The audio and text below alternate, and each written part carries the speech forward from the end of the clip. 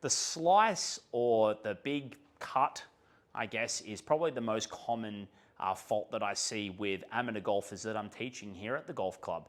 One of those things that I guess we can help straight away with the slice is a little bit about the positions of the hands. Now, we often get taught or told or see something that says, we're gripping the club too weak, we're gripping the club too strong.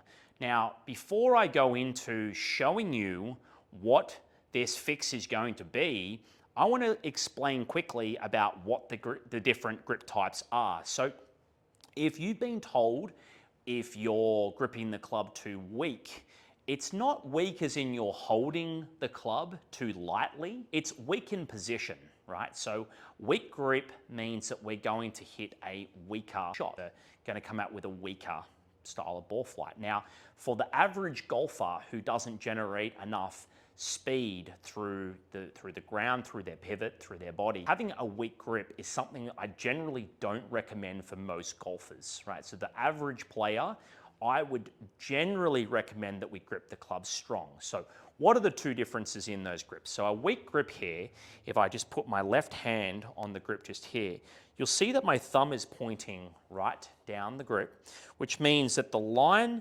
between my index finger and my thumb, this kind of, I'll call this thumb line, it's now pointing really straight up to my body. So it's pointing left on, as the way I'm looking at, right the way you're looking at, left of my microphone just here.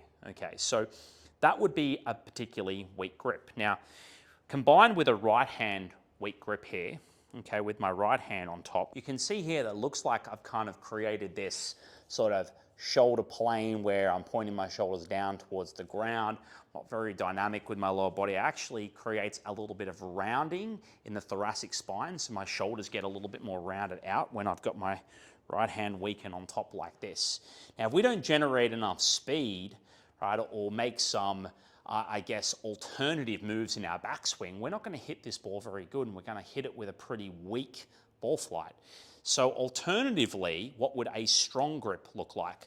So a strong grip for me is that if we take this left hand and we move it a little bit more on top of the club, or a stronger grip, we would see here that now this thumb line, the line between my thumb and my index finger, it's pointing towards my right shoulder. Now, if we pair that with a stronger right hand, so really, if I hold the club to the camera and I feel like I'm kind of coming in from underneath the club here with my hand, and that my right hand's almost shaking the club from the side.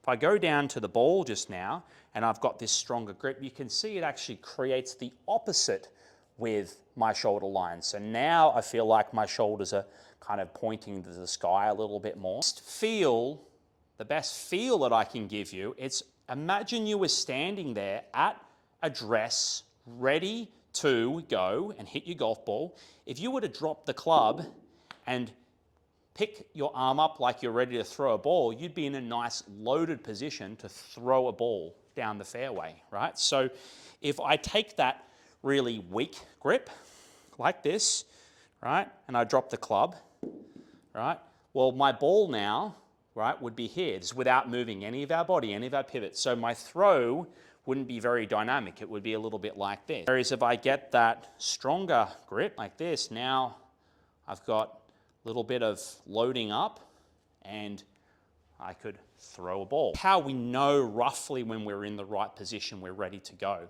Just to recap, weak grip, thumb pointing down the club, hand on top. Weak in nature because it creates a weaker ball flight. Strong grip, left hand more on top, right hand more underneath. It's going to create a stronger ball flight for those guys out there, or girls and guys who are struggling with a bit of a slice.